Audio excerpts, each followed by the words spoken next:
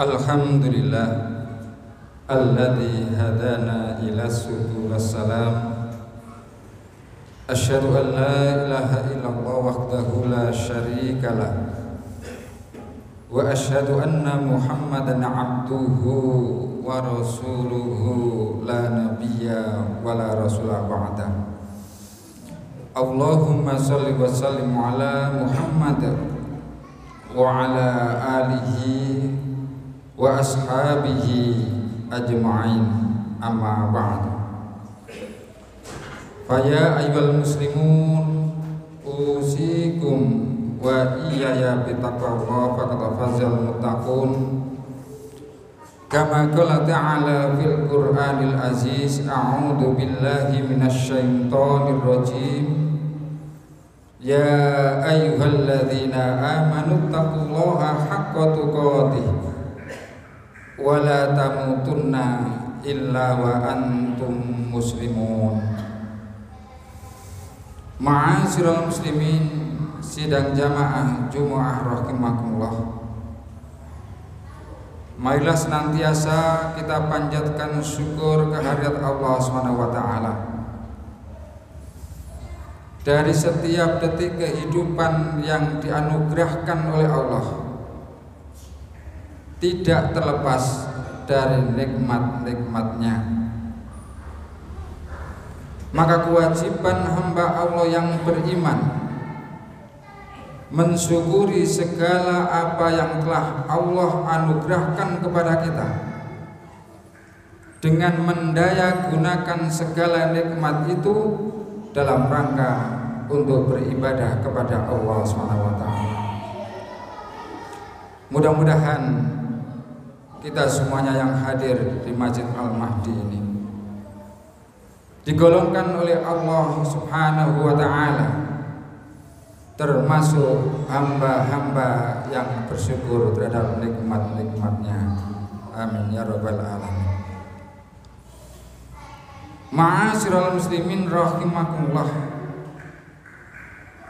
Tiap kali kita berdoa kepada Allah Subhanahu wa taala, mendoakan anak cucu kita, Rabbana hab lana min azwajina wa min dzurriyyatina qurrata a'yunin waj'alna lil muttaqina imama. Dari doa tersebut, ma'asyiral muslimin rahimakumullah, permohonan kita, munajat kita kepada Allah Subhanahu wa taala, ada dua permintaan yang kita sampaikan kepada Allah Subhanahu wa taala. Yang pertama, kita memohon kepada Allah Subhanahu wa taala agar anak cucu kita dan istri kita dijadikan oleh Allah Subhanahu wa taala qurrata a'yun, yang menyenangkan hati kita semuanya.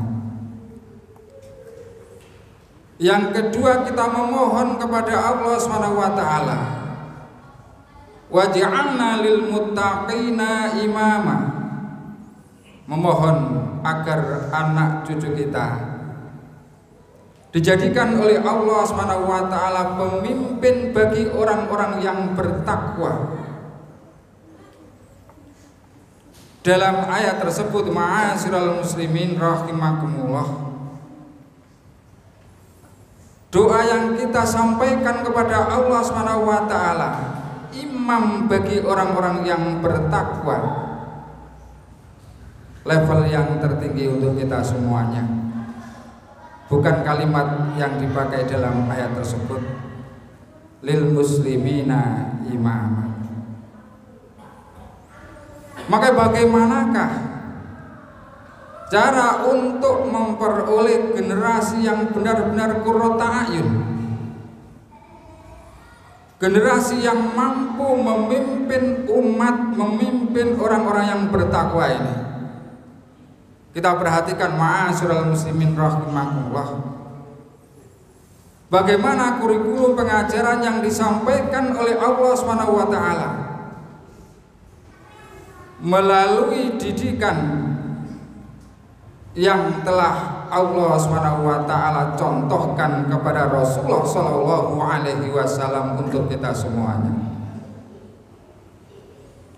Rasulullah SAW ketika masih dalam kandungan sudah ditinggal wafat oleh ayahandanya.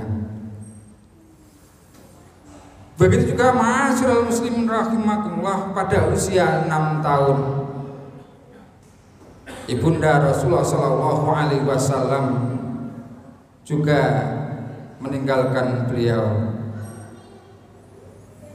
diasuh oleh kakeknya Abdul Muthalib sampai usia 8 tahun. Keluarga Abdul Muthalib bukan keluarga biasa, keturunan suku Quraisy yang sangat dihargai dan dihormati oleh suku-suku yang lain yang ada di Jazirah Arab. Dan keluarga Abdul Muthalib ma'asyiral muslimin rahimakumullah adalah keluarga yang terhormat, karena Abdul Muthalib dipercaya sebagai juru kunci Ka'bah. Inilah kehormatan yang diberikan oleh suku Quraisy kepada Abdul Muthalib. Tapi bagaimana ma'asyiral muslimin rahimakumullah, bagaimana cara mendidiknya Abdul Muthalib sang kakek ini kepada Rasulullah SAW yang masih berusia 6 tahun. 2 tahun diasuh oleh Abdul Muthalib, diberikan pengajaran dan pembekalan yang sangat berharga sekali untuk kehidupan generasi kita semuanya. Sebagai orang yang terhormat, tentunya mencukupi kebutuhan Rasulullah kecil ini sangat mudah sekali. Memanjakan Rasulullah kecil ini sangat mudah bagi Abdul Muthalib. Tapi ma'asyiral muslimin rahimakumullah, Abdul Muthalib sang kakek ini bukan kemudian memanjakan, tetapi dididik oleh sang kakek bagaimana bisa mencukupi kebutuhan sendiri, bisa hidup mandiri, mengembalakan kambing penduduk Mekah dan upahnya untuk kehidupan Rasulullah SAW yang masih sangat belia. Sampai usia 8 tahun, setelah sang kakek meninggal dunia, diasuh oleh sang paman Abu Thalib. Begitu pula ma'asyiral muslimin rahimakumullah, Abu Thalib ini bukan orang biasa, tapi pengusaha yang sukses, sudah sampai pada ekspor impor, bukan pengusaha lokal. Abu Thalib mendidik Rasulullah SAW ini dengan berdagang, dididik bagaimana menjadi pengusaha, bagaimana bisa menghidupi kebutuhan dirinya sendiri. Dan ketika berumur 12 tahun, Muhammad kecil ini sudah mampu menjalankan perdagangan sang paman sampai ke negeri Syam bersama sang paman Abu Thalib. Ma'asyiral muslimin rahimakumullah, apa yang telah terjadi pada Rasulullah dalam kehidupannya ketika masa kecil ini, pada usia remaja, patut menjadi perhatian kita semuanya. Abdul Muthalib dan juga Abu Thalib tidak mendidik dengan kemanjaan, tetapi dididik dengan kemandirian. Inilah yang harus kita perhatikan ma'asyiral muslimin rahimakumullah di dalam menyiapkan generasi kita semuanya menjadi generasi pemimpin umat. Masyarakat Arab sebelum Islam sangatlah jahiliyah, peradaban yang rusak. Tetapi ketika Rasulullah Shallallahu Alaihi Wasallam ini diutus oleh Allah Subhanahu Wa Taala, peradaban yang jahiliyah mampu dirubah oleh Rasulullah Shallallahu Alaihi Wasallam menjadi peradaban yang sangat beradab, peradaban yang tinggi. Maka untuk menyiapkan generasi kita semuanya, ma'asyiral muslimin rahimakumullah, perlu kiranya kita semuanya mengajarkan kemandirian kepada anak-anak kita. Tahun 1997 Paul Gistol menemukan kecerdasan dengan kecerdasan adversity, kecerdasan ketahanan hidup untuk memperoleh sebuah kesuksesan. Ma'asyiral muslimin rahimakumullah, tidak cukup dengan IQ yang tinggi, tidak cukup. Tetapi bagaimana menyiapkan anak-anak kita semuanya untuk mampu menjadi generasi qurrata ayun, menjadi generasi yang mampu menjadi pemimpin umat ini. Maka perlunya kita mendidik ketahanan hidup di dalam menghadapi persoalan-persoalan kehidupan yang akan dihadapi oleh anak-anak kita. Kalau kita didik dengan kemanjaan, dengan kemewahan, dengan serba ada, serba kecukupan, tidak mampu menyelesaikan persoalannya sendiri, tidak mampu kemudian menyelesaikan yang harusnya dia selesaikan sendiri, masih dibantu oleh orang tua, maka anak-anak kita, ma'asyiral muslimin rahimakumullah, tidak terbiasa menyelesaikan masalah-masalah, persoalan-persoalan yang seharusnya mampu mereka selesaikan. Akibatnya ke depan ketika diberikan satu urusan untuk menyelesaikan urusan umat ini, tidak punya kemampuan karena bekal yang seharusnya kita berikan kepada anak-anak itu tidak ada. Ma'asyiral muslimin rahimakumullah, apalagi 22 tahun mendatang, usia bangsa kita ini 1 abad, tahun 2045, yang berarti bangsa kita Indonesia ini siap untuk menjadi negara maju, siap untuk menjadi negara modern. Maka anak-anak kita ini harus benar-benar dipersiapkan untuk menyongsong Indonesia emas. Yang harus kita persiapkan, ma'asyiral muslimin rahimakumullah, adalah bekal pengetahuan, bekal ilmu. Kalaulah ilmu ini sudah ada pada anak-anak kita semuanya, mampu akan menjadi penuntun di dalam kehidupannya dengan ilmu pengetahuan, dengan agama, maka kehidupan yang mereka hadapi, tantangan yang mereka hadapi ke depan, dengan nur dari Allah Subhanahu wa Ta'ala, mampu menjadikan anak-anak kita punya integritas yang tinggi, berakhlakul karimah. Ma'asyiral muslimin rahimakumullah, ada 3 kelompok generasi muda kita, sebagaimana yang diungkapkan oleh seorang psikolog yang menemukan adversity tadi, kecerdasan ketahanan hidup. Yang pertama adalah kelompok anak-anak yang tergolong klimber.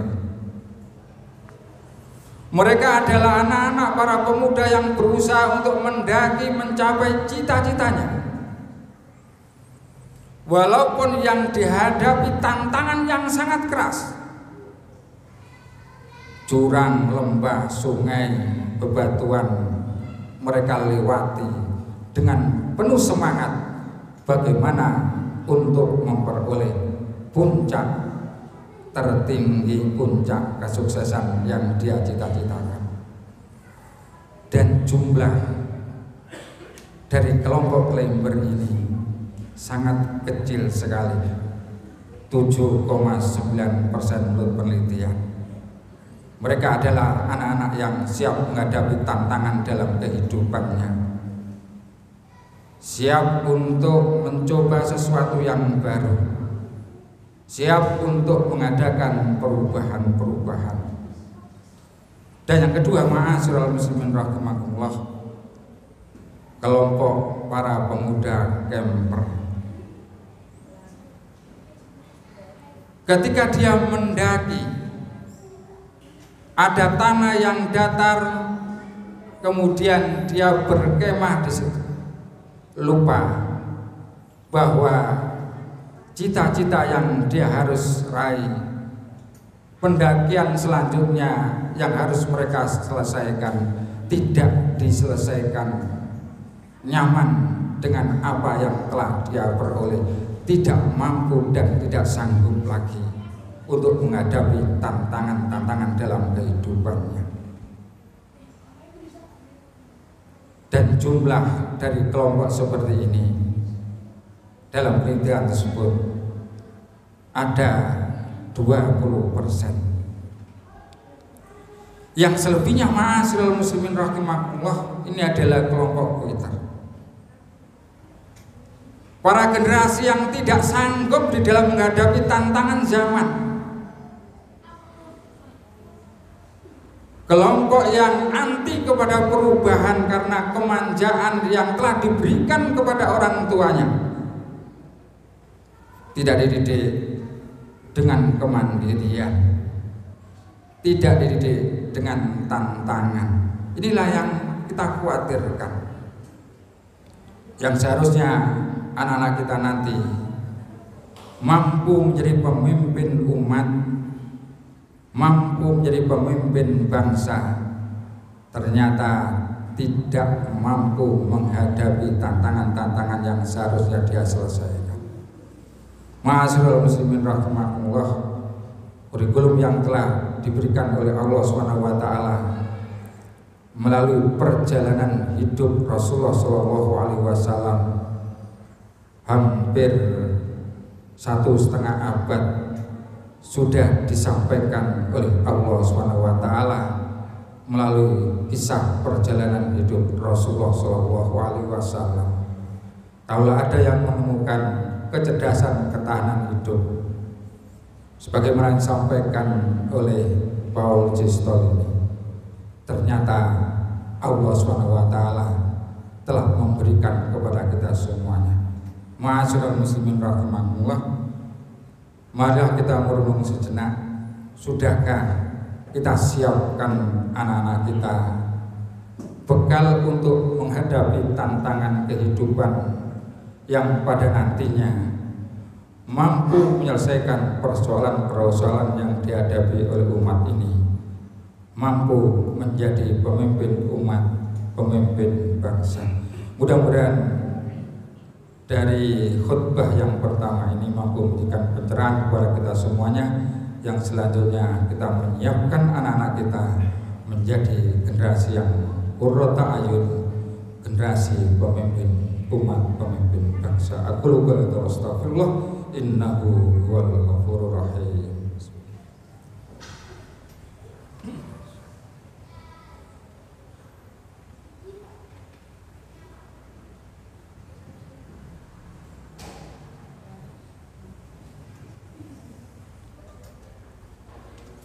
Alhamdulillah alladzi lam yalid wa lam yulad wa lam yakul lahu kufuwan ahad.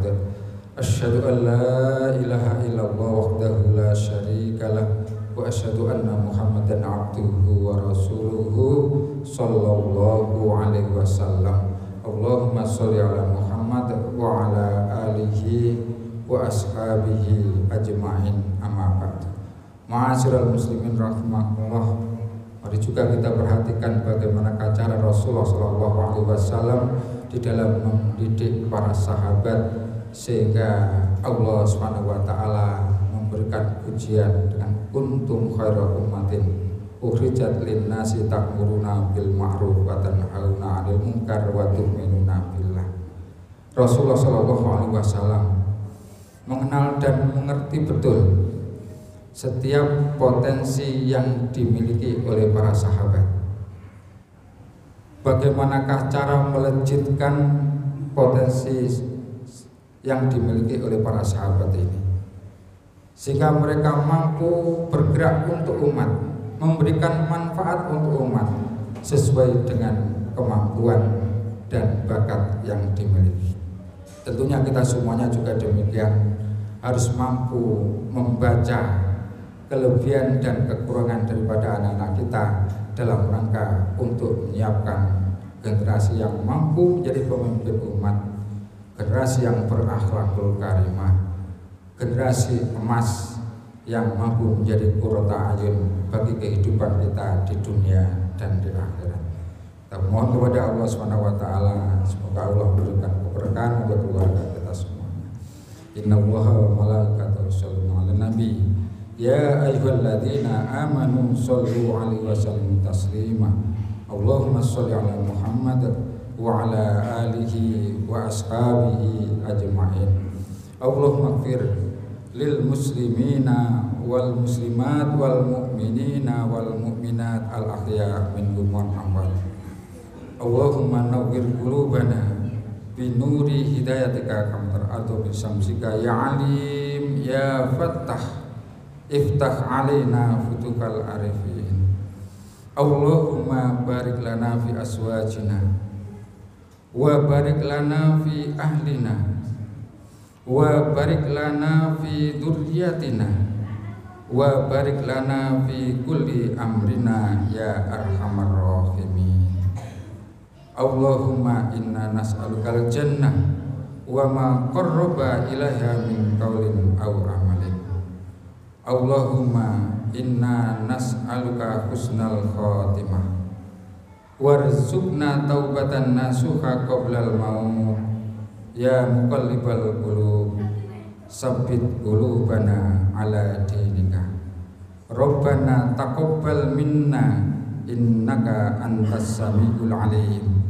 Rabbana atina fid dunya hasanah wa fil akhirati hasanah wa qina adzabannar. Wa sallallahu ala Muhammadin walhamdulillahi rabbil alamin. Aqimus shalah wa la tadhkurullahi